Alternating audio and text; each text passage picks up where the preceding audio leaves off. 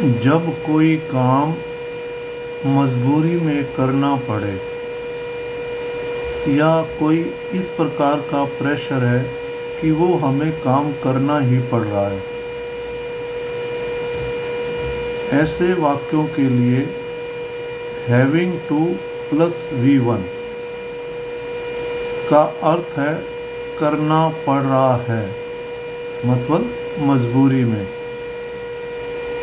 Compulsion इन continuous, लगातार काम करने की मजबूरी। और ऐसे वाक्यों में स्ट्रक्चर कैसे प्रयोग किया जाता है? पहले सब्जेक्ट, फिर इज एम आर, फिर हैविंग टू प्लस V1 मतलब वर्ब 1, ये एक इन्फिनेटिव भी है, फिर ऑब्जेक्ट। ये तो हो गया पॉजिटिव टेंस के लिए। अब नेगेटिव टेंस में subject plus is am are, फिर नॉट, फिर हैविंग टू, फिर V1, फिर ऑब्जेक्ट। और इंटेरोगेटिव वाक्यों में, क्वेश्चन मार्क वाले वाक्यों में हम इज एम आर को सब्जेक्ट से बाहर निकाल देंगे।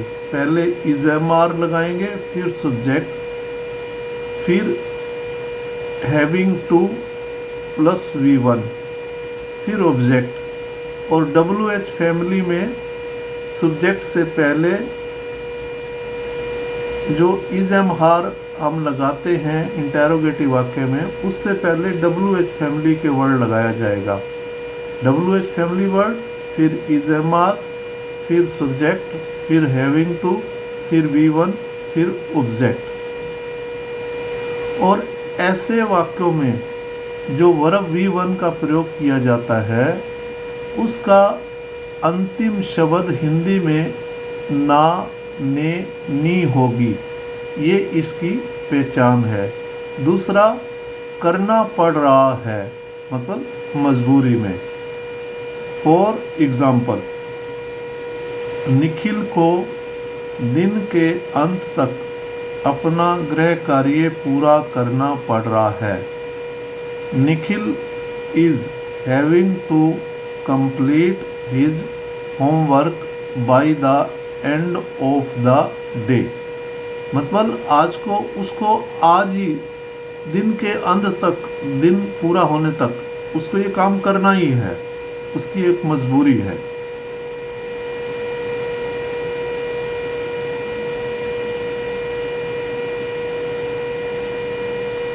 राहुल को वह काम पूरा करना पड़ रहा है। Rahul is having to complete that work. क्या शिक्षक को खेलने की अनुमति देनी पड़ रही है? Is the teacher having to give permission to play. क्या शिक्षक को खेलने की अनुमति देनी पड़ रही है? अब उसके ऊपर प्रेशर है कि वो बच्चों को खेलने नहीं देती, इसलिए उसको खेलने की परमिशन देनी पड़ी। मुझे वहाँ पैदल जाना पड़ रहा है। I am having to go there on foot. वहाँ मुझे, मेरी मजबूरी है कि मुझे वहाँ पैदल जाना पड़ रहा है। मुझे आपके कारण ऑफिस जाना पड़ रहा है। I am having to go to office because of you. मेरी मजबूरी है, तुम्हारी वजह से ऑफिस जाना पड़ रहा है।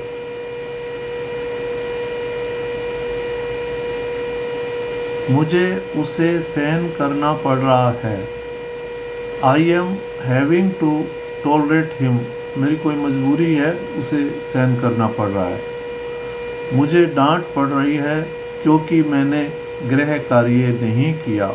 I am having to get scolded because I did not do homework. मुझे गाड़ी चलाना सीखना पड़ रहा है। I am having to learn driving. मुझे कंप्यूटर सीखना पड़ रहा है क्योंकि मुझे ऑफिस में कंप्यूटर पर काम करना पड़ता है। ये एक मेरी मजबूरी है, कंप्यूटर पर काम करना पड़ता है। I am having to learn computer because I have to work on computer in office.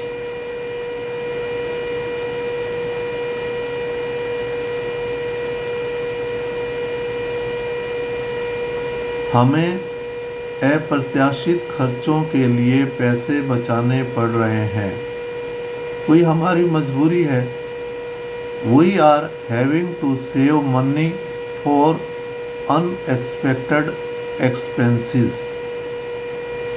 कुछ कर्मचारियों की अनुपस्थिति के कारण हमें कार्यालय में अतिरिक्त कार्य करना पड़ रहा है। We are having to do extra works because of absence of some staff.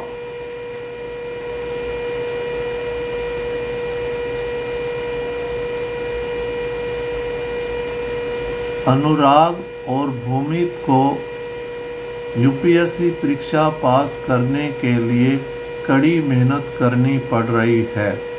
Anurag and Bhumit are having to do work hard to pass UPSC exam. अब यूपीएससी का एग्ज़ाम बड़ा मुश्किल होता है, इसलिए उन्हें मजबूरी है, कड़ी मेहनत करनी पड़ रही है। उन्हें ये घर बेचना पड़ रहा है। They are having to sell this house. कोई मजबूरी थी इसलिए बेचना पड़ रहा है। क्या तुम्हें उससे बात करनी पड़ रही है? Are you having to talk to her. अब मेरी कोई मजबूरी थी इसलिए उससे बात करनी पड़ रही है।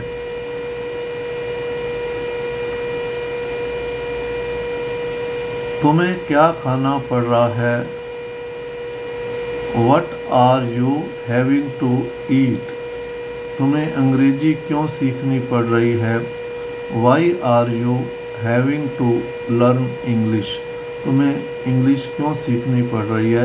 क्योंकि ये मेरी मजबूरी है, मुझे बाहर जाना है, इंग्लिश का आना बहुत ज़रूरी है अब्रॉड के लिए।